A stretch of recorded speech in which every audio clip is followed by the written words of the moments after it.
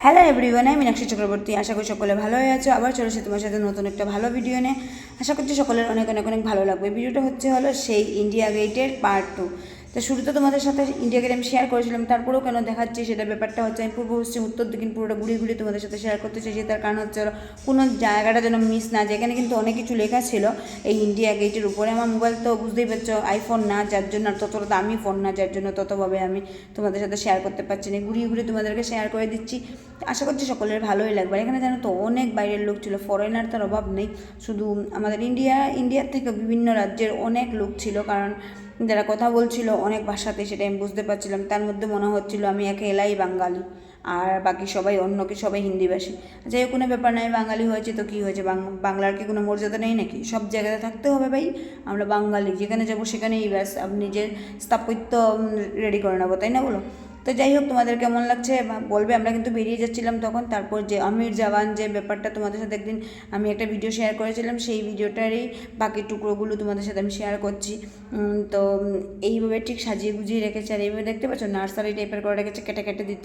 তো আমি আর ও দুজনেই আমরা যেহেতু ঘুরতে বেরিয়েছিলাম তার জন্য। আর এখানে ওইগুলি গাড়িও আছে, যারা বয়স্ক লোক মানে বৃদ্ধ, যারা হাঁটতে কিছুটা মানে কষ্ট হয় তাদের জন্য এই গাড়িগুলি, কারণ বিশাল বড় এরিয়া নিয়ে তো, তার জন্য।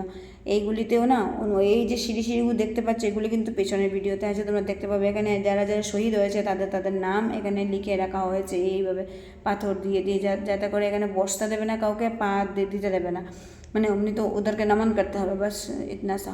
আর এই জায়গাটাও তোমাদেরকে আবার কেন দেখিয়ে দিচ্ছি জানো তো, কারণ আমার প্রচণ্ড পছন্দ হয়েছে, খুবই খুবই খুবই, আর ভালো লাগছে তার জন্য। যদি আমি দিল্লি না আসতাম তাহলে হয়তো জানতেই পারতাম না, মোবাইলে সারাক্ষণ দেখে বেরোতাম, তাই না বলো?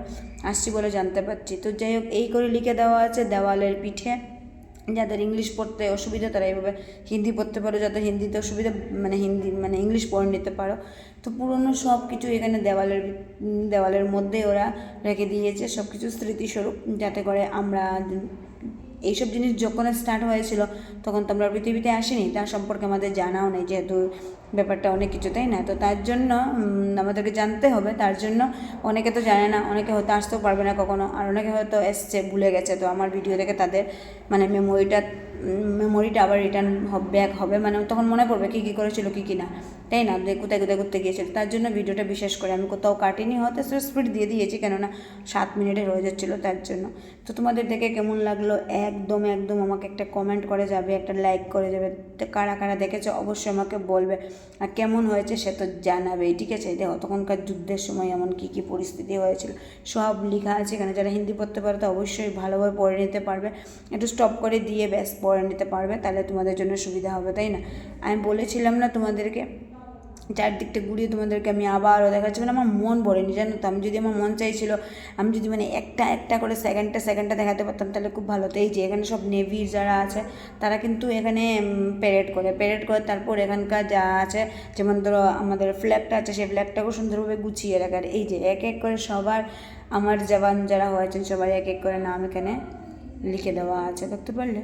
এইভাবে পুরো জায়গাটা আমি এই করে মানে ডান দিকেও আছে বাঁ দিকেও আছে, দুদিকেই আছে। তো ডান দিকেরটা আমি নিয়েছি, বাঁ দিকেরটা নিইনি, কেন কৃতজ্ঞতা তার জন্য। আর 1 বছর আগের কথা বুঝতেই পারছো। তো এবার আমরা ধীরে ধীরে হাঁটি পা করে বেরিয়ে যাব, কারণ অনেক ঘোরাফেরা হয়ে গেছে। এই যে আমার জওয়ানের যে লেখাগুলো কত দূর দূরান্ত থেকে দেখতে পেলে, সেটা আগে তোমাদেরকে বলেছিলাম, এবারে বলছে। এবার দূর থেকে একবার ইন্ডিয়া গেট দেখে নাও, সন্ধ্যাবেলা সেজে গেছে একদম, নিজের সাজিয়ে তুলেছে। কেমন লাগছে বলে, এই জায়গাগুলো এত সুন্দর লাগছে, এত ভালো লাগছে, আমি কী বলবো। আমার সাথে প্রচণ্ড প্রচণ্ড ভালো লাগছে। আমার মন চাইছিল না যেতে, কিন্তু কী করেছে, রাত 8টা বেজে গেছে, যেতে তো হবে, নাহলে তো উবের টুবের পাবো না, তার জন্য। কিন্তু যখন আমি ছিলাম দিল্লিতে তখনকার ভিডিও কিন্তু সেটা। এবার আমি দিল্লি থেকে কশো মাইল দূরে চলে এসেছি রাজস্থানে, তাই না? তো চলো আজকের জন্য ভিডিওটা আমার এই পর্যন্ত। যদি ভালো লাগে অবশ্যই অবশ্যই অবশ্যই আমার পাশে থেকো, সাথে থেকো, আর সবাইকে অনেক অনেক ভালোবাসা। সবার জন্য আজকে আমি এতটুকু এগিয়ে যেতে পেরেছি, যতটুকু হয়েছি। ইচ্ছা আছে আগামী দিনে তোমাদের হাত ধরে অনেক দূরে এগিয়ে যাবে, তাই না বলো? তো চলো, বাই বাই।